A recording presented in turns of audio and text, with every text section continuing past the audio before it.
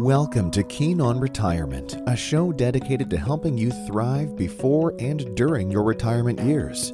If you are looking to grow and protect your wealth and want to make the second half of your life the best half, then listen in as wealth advisor Bill Keen sorts through the key issues that you need to know in a lively and candid way.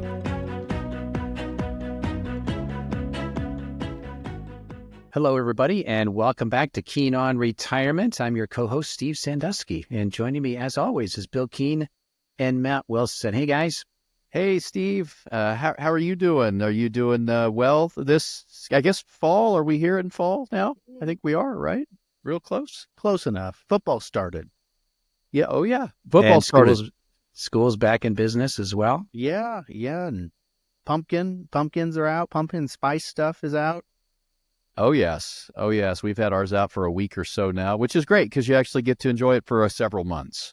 Mm-hmm. You know, back when I was younger, it felt like Christmas, the Christmas season from Thanksgiving to Christmas was something like 6 months or something. It felt like it was forever. And now it's like, no, it's really not that long. It's a 6 Well, what do you mean? Now it really is forever because they start doing Christmas like in the fall. Christmas in July, right? That's right. And, you know, I also at least on the Hallmark Channel. Speaking of time morphing, I used to, you know, I remember I was so upset when I finally figured out, I don't know what grade it was, but I figured out that summer was the time we got off for school was way less than the time we had to go to school. I used to think, you know, that they were equal, but that was probably second grade or something, maybe first grade. Yeah, not quite equal, Bill. Yeah. But hey, the bottom line is we have our pumpkins out for a solid 2 months this year. All right. And that's all that matters. And now we all enter into the workforce. You know, there's one good thing about working, and that is you never have to go, quote, back to school. You just never stop once you get into the workforce, except till the end, which is what our program is all about. Yeah. Well, they have discounted tuition retirement for those that are retired. You keep going to school your entire life. You know, then you're looking forward to it. Not that I wasn't looking forward to it. So, but you know what I mean. Sunday nights, getting up Monday morning, all that kind of stuff. But it's all good. Yeah. Well, I'd argue, Bill, Matt, that you guys, while you may not technically go back to school, you guys are lifelong learners. And again, one of the reasons why we do this podcast is because we are continuous learners and we want to continue to share and educate the audience here. So while it may not be, quote, formal education like our formal schooling is, this is definitely about education. And, you know, for the three of us, we have to stay on our toes here, right? I mean, we have to do our research. We have to do our homework. We have to stay up to date because the world changes very fast. And I like to say, if you're not changing as fast and learning as fast as the world is changing, then you're going to be falling behind day after day after day. And so I view this podcast that we do here as one way for the three of us to really stay sharp, stay on our toes, and be continuous learners. Now, I do have maybe a counter to that, Steve. Okay. So we had a client in recently. He's married, but he doesn't do email. He doesn't have an email address. Nope. Like my stepmother, Irene, remember? Yeah. So, now maybe they're not falling behind. They're just swearing off technology. Interesting. That, and they may be choosing what they want to let into their life as well. Like, I mean, there's still people out there who don't drive. And, you know, they're making a decision one way or the other. So I'm not here to tell people what they should or shouldn't do. Yeah. I've just said, hey, for me, I love to learn. To me, that's one of the joys of life. Like, I'm learning celestial navigation. This is totally random. So, you know, you guys know I'm learning how to sail. The North Star, right? Yeah, well, it's part of it. But that doesn't work very well when you're in the Southern Hemisphere. You can't use the North Star. Yeah. But so it's like I have books on it. In fact, last night I was up late working through my celestial navigation book. And of course, one could argue that something like that is totally useless because we have GPS these days. And, you know, to some extent it might, quote, be useless, but to me, it's like, it's about the process. It's about staying fascinated by new and interesting things and being able to go outside, be out in the middle of the ocean somewhere. And let's say my GPS goes down or someone takes down the grid and like I could get to the shore if I needed to, knowing celestial navigation. So to me, it's sort of this fun thing, and I get excited about being able to do things like that. Now I realize that's not for everybody. Well, we all have our things we're interested in, which is great. And right now, at this point, financial topics and how we navigate and plan for those things for ourselves and our families and our clients here at Keen is something we do definitely stay on top of, obsessively on top of, as you know. So that's great. And hey, Matt, maybe our client that didn't have the email address, maybe he did what Steve just mentioned, reading a book. You know, maybe he stays tuned in with books. What a great way to not have the ding and the interruption when you're trying to take in information.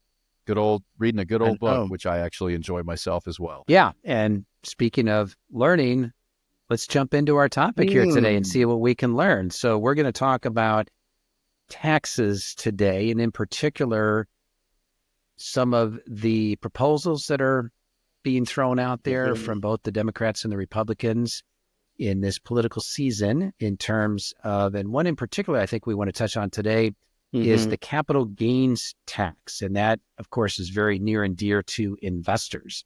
So Matt, maybe why don't you kick us off here? What's being talked about out there? Capital gains. What are capital gains? Maybe we start right there. Yeah, anytime we enter election season, which really is like every other year, because you have the midterms and then you have the presidential. So there's always political conversations that we're having. Things like tax policy are just always on top of everyone's mind because there are a lot of campaign proposals, we'll put it that way, proposals that are, I would call them just, they're almost just like sound clips or, what's that thing where you just have the headline, you're just trying to grab people's attention. Sound bite? Sound bites. Yeah. Yes. It's like clickbait. Okay. Because some of it is just like, there's no possible way any of this is even going to be part of a actual proposal that is going to be voted on by Congress. They're just talking points. Now, the candidates do have, so you've got Harris and Trump, both the current candidates that have their proposals, and their tax plan is a big part of that. So questions that we've been getting from clients is definitely around capital gains and what is this tax or potential tax on unrealized capital gains? So I think it's helpful to just kind of start from, well, what does that even mean and who does that apply to? And that stems from what we call cost basis. That's right. So understanding what cost basis is then determines what your capital gains are. And all homeowners, they're kind of familiar with this because it's you buy a home and the purchase price is your cost basis.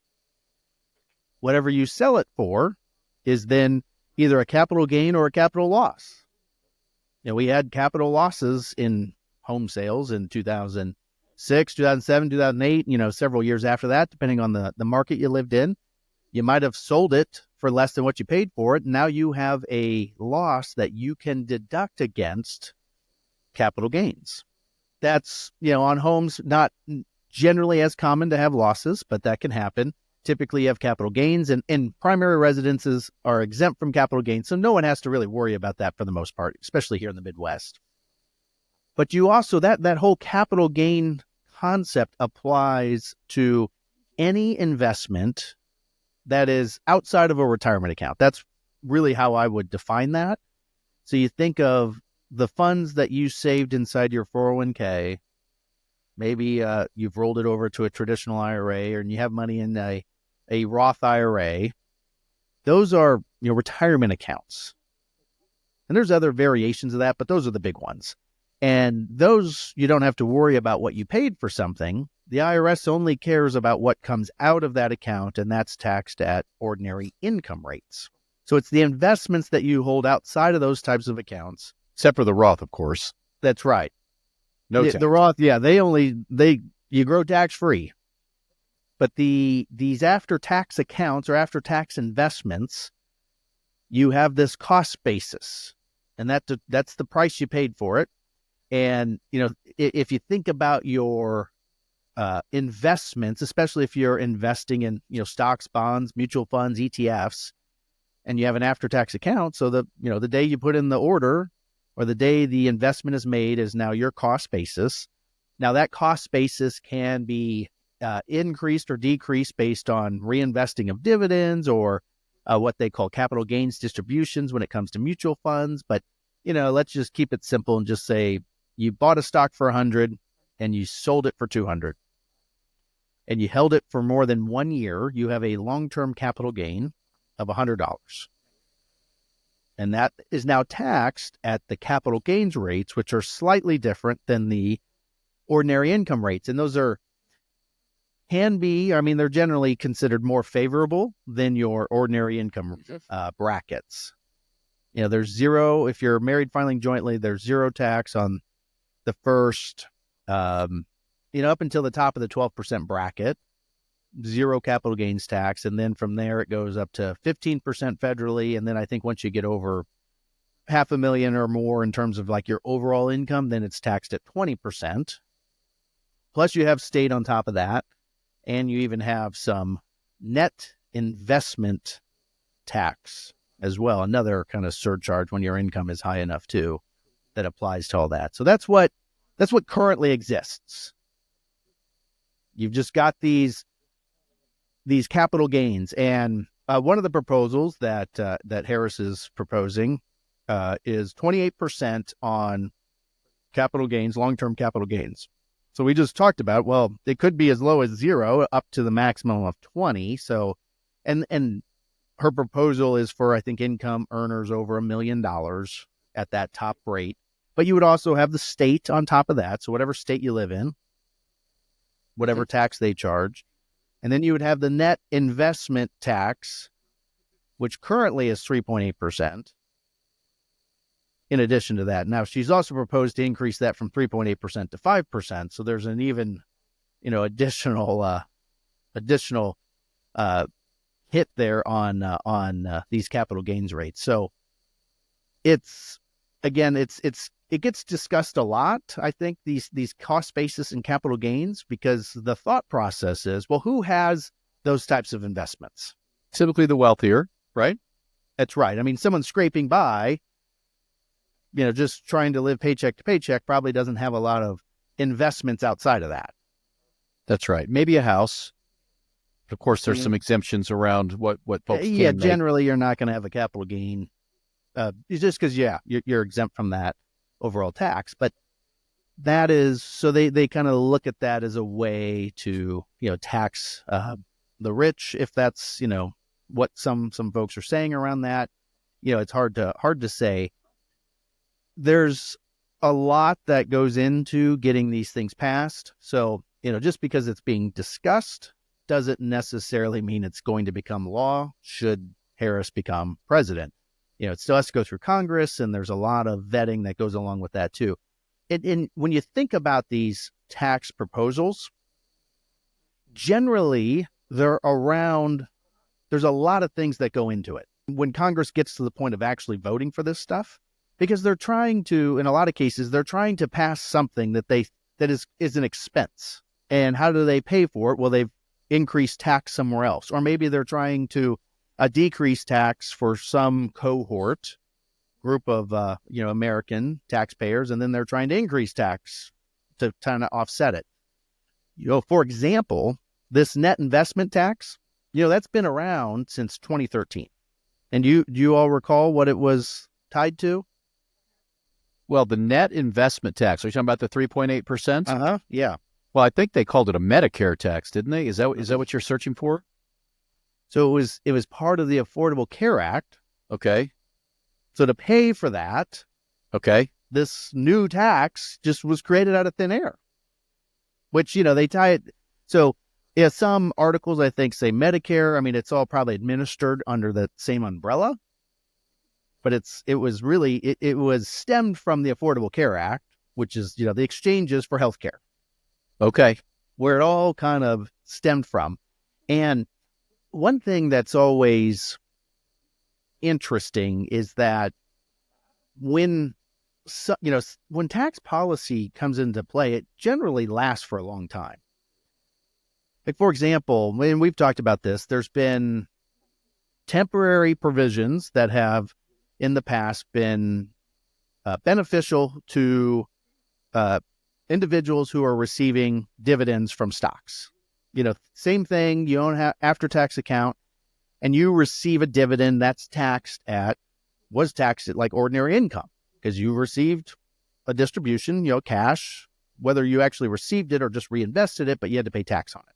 And typically some companies don't pay dividends. Others do pay typically quarterly, take some of their profits and distribute those to the shareholders that happen to own those at a certain date in that quarter. We call it the ex-dividend date. If anybody cares to know about that, if you owned it on that date, you get that dividend for the quarter. And you're saying those dividends have a preferential tax treatment over ordinary income.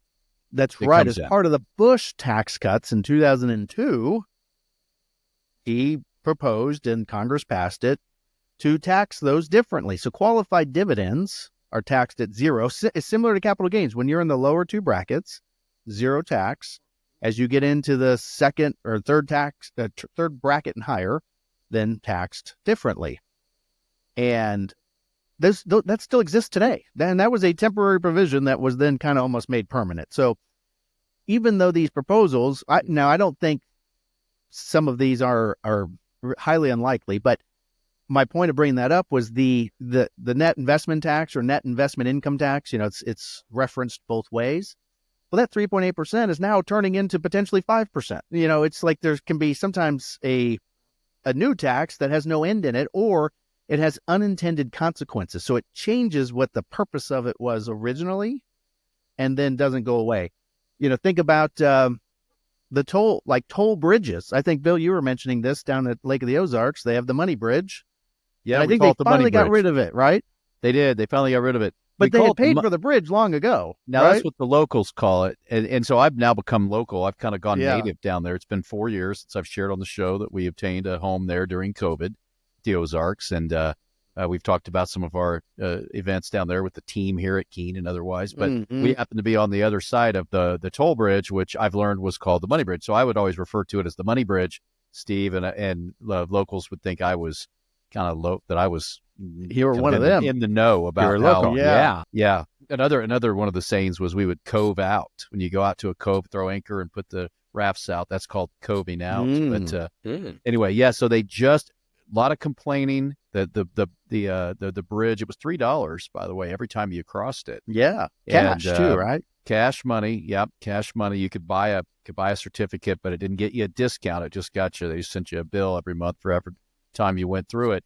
Off season, it would go to $2. That was good. But I think about when we moved down there we didn't move there. We just have our second place. But 4 years ago, folks were already starting to not be super happy about, hey, this thing was supposed to have been paid for. Ideally, I guess the idea is you build the bridge, everyone benefits, you collect money, you pay it off, and everybody's happy. I think it was supposedly paid off, but who knows exactly. But they did stop collecting tolls this just a few months ago. Yeah. So I missed my people at the toll booths too, by the way, because I became friends with them as I was crossing over. Sure. But those things can exist and become, the purpose can change. Another example within the tax code itself is the alternative minimum tax. That was changed as part of the Tax Cuts and Jobs Act that was passed in 2017. But it was instituted many decades ago as a tax on the rich, as a alternative. It was basically a minimum tax. You had to pay a certain amount. If you had a certain level of income, you couldn't get out of it with deductions and other things. And there was, essentially like two tax calculations that you had to do if you had a certain amount of income and determine, well, are you paying more tax? Because some people just paid more and they weren't subject to the minimum tax. And others, based on deductions, actually had to increase what they would have under the normal tax code because the AMT increased their tax liability. And that was a thing that just Congress decided to never change because they liked the revenue. And that's where you start to see things like this net investment income tax. Well, is that something that, does the threshold come down? Does it start to hit more people? When, Harris starts talking about increasing the tax on capital gains, well, do these thresholds come down over time? Who knows? The other thing that she mentioned, which is, I think we've received a lot of questions on that, is tax on unrealized capital gains. So in the example that I provided, where you bought a stock for $100 and then sold it for $200, the tax isn't triggered until you sell the position. The IRS doesn't care about it. It cares about dividends, interest, cash flow, but it doesn't care about a gain until you actually choose to liquidate the investment. And that's how it works today. And again, these are all investments that are outside of your retirement accounts, which I know can be confusing for folks, because when you log into your custodian's website, like Schwab that we use, IRAs, they list cost basis, but it doesn't matter. They list It's more cost for your basis own- for each position inside there, I guess, just for monitoring Internal purposes. tracking, I guess, but it doesn't matter for tax purposes. So this unrealized, gain, well, how would you administer a tax when you haven't sold something? And who determines what the value is? Because you haven't, especially if you have something that's not liquid or nearly as liquid, like stocks and bonds and ETF, they trade all day, every day. Very easy to determine a price at that day, at that moment, like the required minimum distribution. It's based on the 12/31 account value. We know exactly what it is because it's, market closes and there's the value. Your home is only worth what someone will actually write a contract for and give you money. I mean, websites like Zillow and the county estimate it, but doesn't mean anyone's going to pay that.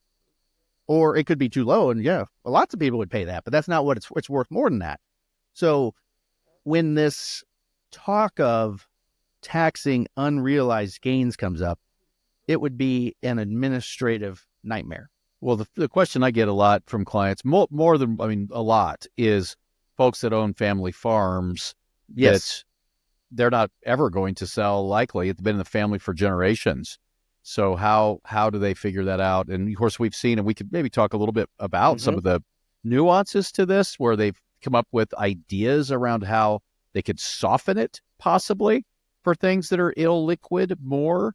But that's one that comes up a lot, is like a family farm or a piece of property that's been in the family for many generations. And then what you would end up, I think what it unintentionally then would create are fake sales for very low values. Maybe it's in, a parent's name. Well, we're going to sell it to the son for $1. So there's the value. It's worth $1. Because, I'm sure they would have rules against that, but that's what people would now start thinking of. And it's like, that's like such a waste of time. Like there's no productivity actually coming out of that whole process. So it would promote things that are, again, not productive. You have small businesses, not anything that's not publicly traded. It's like, well, what's the value? You're going to argue that, and you know who's going to argue? It's going to be attorneys in the court of law, and that just ties up resources and time and money and everything else. So it's, again, it's kind of, I think what I saw would be for folks with net worths over $100 million, again, if something like that were to pass, well, like the alternative minimum tax, at what point in the future, not to say that $100 million it'll always be a lot of money, at least for the foreseeable future, but does that start coming down and impacting more people? Yeah, and the second question I get a lot when folks start to actually ponder paying tax on unrealized gains, is what happens if I pay tax on an unrealized gain, and then the gain evaporates, the gain goes away, the stock goes down, or the business becomes, it goes bankrupt. Yes, or somewhere between zero and where you paid tax on it. Now what? How do you recapture? And is the government on the hook to have to pay a bunch of money back? These are just kind of almost common sense questions that people have when they start to think about having taxes triggered when they hadn't had anything freed up yet from a sale. Yeah, there's no liquidity. So then how do you pay the tax too? And I think part of what I saw, and again, I think that policy is not going anywhere, or proposal. I don't think that's going to get into anything that Congress will ever vote on, no matter who becomes president. Just because administratively it's going to be very difficult to handle something like that. Because I think they said you had 9 years to pay the tax. And so then if it changed, it's like, well, then we're in the same spot. At a certain point, you're just saying, okay, you just don't pay the tax till you sell it. It just gets back to where we are currently. Because then you have the cash to actually sell something, to pay tax with, versus taking loans out against assets. I mean, again, it's like that stuff's very, very different. I mean, that's what happens with part of this cost basis conversation and capital gains is when someone passes away.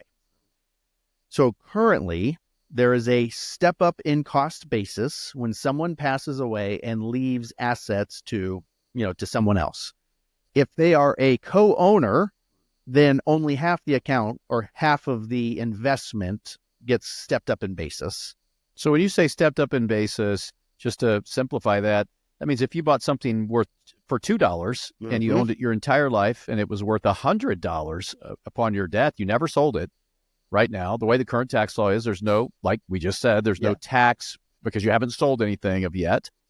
The person that inherits that would have a new cost basis, which Matt defined so well up front on our program here today, of 100. So no one ever pays tax on the 2 to the 100, on the $98 of gain. Yeah.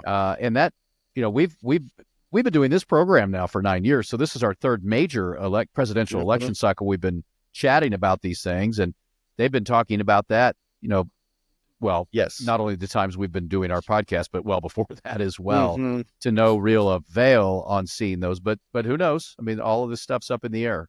Yeah. And even, as we talk about publicly traded investments like stocks and bonds and mutual funds, ETFs, well, you can turn that into cash very quickly. So if you did inherit something that the previous owner paid $2 for, and now it's worth 100, and they were to institute some sort of tax, let's say the step up was you had to pay some percentage on the gain. The gain of $98, you had to pay 10%. Who knows? Just making something up. Now you had to pay almost $10 in taxes. Well, if it's liquid, you could turn it into cash and you could pay the tax. But there's a lot of investments that aren't liquid, or people don't plan to sell, like your example, Bill, with the family farm. Well, no one's selling it. So someone has to pay tax with something that doesn't exist. Like there's no liquidity that was created. And I think that's why those proposals, while you might think, well, it seems like someone should pay some tax at some point. But then you have all these situations where it's like, well, there's no money to pay the tax with. You'd have to sell a piece of the farm, or you'd have to take a loan out against it. And well, in that case, now we're getting over into where we could be coming into the estate tax issues, because that's a whole other realm that we weren't necessarily talking about today with respect to our just cost basis and unrealized gains, et cetera. But if someone has an estate big enough, they could easily come into play having an issue with liquidity around a family farm. And I know the numbers as of this year are somewhere close to $27 million a married couple can pass. But if they're coming after the ultra wealthy anyway, that's like right. we're just talking about, there already is an estate tax in place that takes an estimate of somewhere around 45% or so, I think. The step up in basis doesn't apply, but they have to pay estate tax. The estate tax. That's for, and this is an example for all the football fans out there, is Mark Davis, he's considered one of the owners of the Las Vegas Raiders, sorry. And it's actually his mother is the owner. I mean, he might own a small piece of it, but his mother is still living. His father passed away, Al Davis. And when his mom passes, I mean, that's a franchise that's worth north of $1 billion. And it's not like he's flush with a bunch of cash. And let's just say he has to pay 40% on $1 billion. Well, that's $400 million. He's going to have to sell a portion of the team to pay it. And I think, you're hearing that right now. Like Tom Brady is a minority owner of the Las Vegas Raiders. It's part of the reason why he can't interview other teams before the game. I don't know if you've heard this, now that he's calling games. Not allowed in the locker room because he's an owner of a team. Part of the reason I heard people said why he did so poorly on his first time he did it. Man. But he has a problem. because he may not want to sell the team at all, but he has to figure out a way to pay this estate tax once his mom passes away. And she's up in age. She's not going to live indefinitely, as much as he may like that so you avoid the tax, but it just is what it is. So. Yeah, I think this last point here about the Las Vegas Raiders, I think it really raises sort of the larger issue here as it relates to taxes. And the way I think about it is from a philosophical standpoint, meaning if you make an assumption, now some people may argue with this assumption, but if you assume that we do need to pay some amount of taxes to fund the government, so let's assume that for a moment here, then the question becomes, A, how much tax do we need to charge to fund the government? B, how much should the government be spending? C, should the government go in deficit each year, or should they have balanced budgets each year? And D, like, what should be the purpose of tax policy? Meaning, should it simply be to fund the government? Should it also have some objective about sort of perceived fairness among people that might be wealthy versus people that are not as wealthy? So I think this is sort of the push and pull that we have about arguing about taxes every political season is, we've got these two major parties, and I think each of those two parties have very different ideas about maybe the purpose or the philosophy of taxes, and of course, the role of government and how much government is enough government. And so we always have these discussions about, do we tax unrealized capital gains, or what's the appropriate tax rate? How many different tax brackets should we have? How progressive is the tax structure, and so on?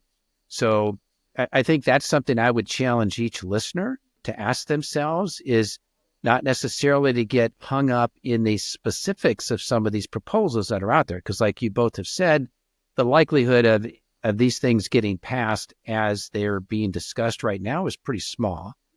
But I think we each need to ask ourselves, what is our philosophy around taxation and government's role in our life, and how much do we need to fund the government to do the kinds of services? Because as I think about it, it's like nobody wants the government when it's not needed, but everybody wants the government when it is needed. And so how do we strike that right balance between the government's there when we need it, there's a natural disaster, there's a war, or what have you, there's an outbreak of a pandemic. It's like, where's the government? But there's other times when we don't want the government messing in our lives. And so we all, have these debates about how do you strike that balance? So there's no right answer. I don't think there's no wrong answer necessarily. It's like, what are people's opinions on all these? And that's why we have parties. That's why we have votes. And it's, we're in one of those seasons of voting now where there's a lot of stuff going on, a lot of policies being talked about, but we won't know what's going to happen until we figure out, which of the parties is going to get elected here. That's right. And I think, like you said, Steve, having some understanding of what is being talked about. We're talking about things that are being proposed. And over the 9 years we've done this show, we've always made it very clear when we talk about things that are being bantered or proposed, as opposed to things that have actually been passed. And this is what will ultimately matter, is what comes into law. And we want to be very clear and very aware of how those things affect each of us and the clients that we assist and advise, so that we're able to make the best decisions possible with whatever the rules are, which is exactly what the companies do that we track and invest in as well. The great American companies or companies of the world.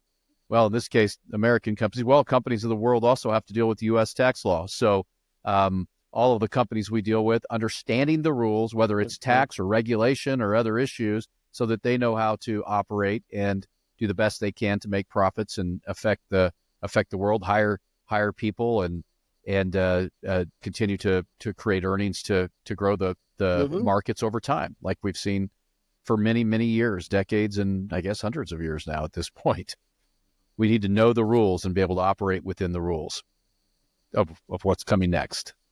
Exactly. And I think that's one of the reasons why people hire financial advisors, is because we don't make the rules. We don't set the rules. We don't create tax policies, but we understand what those rules and what those policies are. And so one of our roles is like, how do we help our clients save as much as possible on taxes within the rules of the law? Yep. And that's obviously a great value that financial planners can provide, that are set up to provide that type of tax planning and in some cases even tax preparation. So, and that's perfectly valid. And we see, we talk a lot about these really wealthy people here that have hundreds of millions or billions of dollars, and the advisors that are advising them, they find legal and creative ways to save them money on taxes, so that they take out loans against their assets, for example, and they use that as money to live on. And so it's not taxable income because it's not income, but it's a loan, and they don't have to sell. And as of now, there's no tax on unrealized capital gains. So, and that's all perfectly legal. For sure. And so, that's why you hire professionals to help you sort through what you can do and what you can't do, and help you make good decisions that are both good financial decisions, but then also are decisions about what you want your money to do for you and how you want it to help you live the kind of life that you want and help you create the kind of world that you want to live in as well for you and your children. That's right. I think that's well said, Steve. And I think another aspect to it too is just making sure that we're not making snap decisions and doing things based on discussions like these that are happening. Not just ours today, but of course ours as well. Hopefully, giving some perspective to some of what's being talked about, but seeing things in the media, seeing things being proposed, and then making irreversible decisions out of emotion or fear or anxiety that something might get passed that you can't go back on. So I think it's important to just mention that as well. We all know business owners, quite a few business owners, and in some of the circles I run in, people are asking each other, "Are you going to sell this year? Lock it in before they raise the capital gains tax." I mean, you hear that. Actually, I hear it more than you might think. Oh yeah, somebody's not even ready to sell their business; it's not prepared, and wherever they are in the journey, but there's the idea that they might have to just go out and sell their business real quick before capital gains taxes change. We'd recommend against that, or really to have it be way more thoughtful than just a snap decision like that. Well, and I think a perfect example of that, Bill, is, Matt, I think you mentioned the 2017 Tax Cut Jobs Act. Well, I think part of that was it increased the exemption for the estates. So, Bill, you'd mentioned like 27 million and change, I think it is. So a couple, the first 27 million of your estate is not taxable, but that is supposed to sunset, right? It was only supposed to be in place, I think, for 10 years. And then it automatically drops back down to what it was prior to that act, which I think basically cuts it in half, maybe to 13 million-ish or so. And so that's an example where I hear a lot of people talking about, okay, that's automatically going to happen. I think that if Vice President Harris gets elected, then I think her plan is to let that continue as is. I think if Trump gets elected, I think his plan is to try and help it continue. And so a lot of people are asking themselves, am I going to make a bet here? Can I wait until the election to see what's going to happen? Can I see who wins Congress? So those are tough decisions. And again, that's where a professional comes into play. That's why you hire a professional, is because they can help you ask the questions for your specific situation to see, do you want to be proactive? Do you want to be reactive? Are you even that concerned about whether it changes or doesn't change? Because maybe you have other priorities about gifting, or how much money you want to leave to your children, and so on. So these are all like great examples of how this can be a very complicated situation. It's not just black or white. It's not always just a financial decision. It's not always how can I save the absolute most money in taxes? Now, for some people, that may be the case, and that's great. But for others, there's other factors that go into these kinds of decisions. And that's why, people like Matt and Bill and the whole team at Keen Wealth here are trained to ask those kinds of questions to help you make the best decision for your specific situation. Not what the neighbor's doing, not what Joe and Mary down the street are doing, but for your specific situation. That's right. All right, guys. Anything else we want to wrap up on here for today? It's everyone's favorite topic, taxes. We can't get away from it. It's always going to be with us. Does that mean the next call we're going to be talking about death because we got taxes and death? I was just thinking about that. Steve, you just mentioned if you can plan when you die to avoid that estate tax. That's right. All right. Well, great, guys. Another great episode. And for each of you listening, please make sure that you like and share this podcast on your favorite platform. Please tell all your friends and colleagues about the show because as we started off at the top of today's episode, this is about education. This is about learning. And it's great for us to take the time to put these together. And we want to help all of you become educated investors and lifelong learners. So it's a great privilege of ours to be able to put these together for you. So visit us at keenwealthadvisors.com as well and ask us questions. We love to answer listener questions on the podcast. So please fire away any questions that you have there too. So again, thank you, Matt and Bill. As always, great conversation. And we'll look forward to the next episode of Keen on Retirement. Thank you. Mm-hmm. Thank you. The Steve Sandusky Advisor Network and Belay Advisor are not affiliated with Keen Wealth Advisors. Opinions expressed by Steve are his own and not necessarily the opinions of Keen Wealth Advisors. Keen Wealth Advisors is an SEC-registered investment advisor.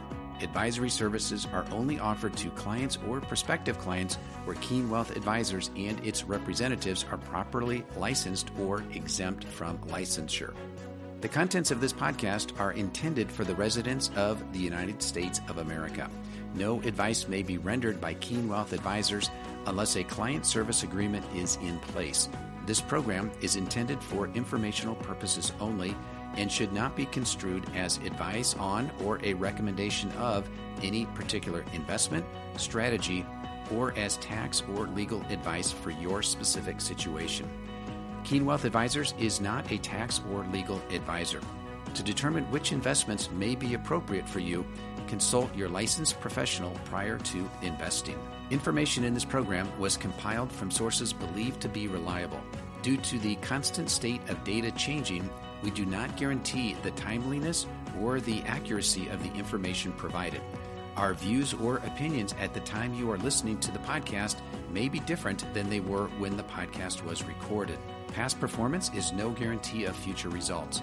Any indices referenced for comparison are unmanaged and cannot be invested into directly. Any prices that are referenced or market forecasts are as of the date stated and are not necessarily our opinions moving forward. As always, please remember, investing involves risk and possible loss of principal capital. This podcast is not allowed to be copied, distributed, published, or reproduced without permission from Keen Wealth Advisors.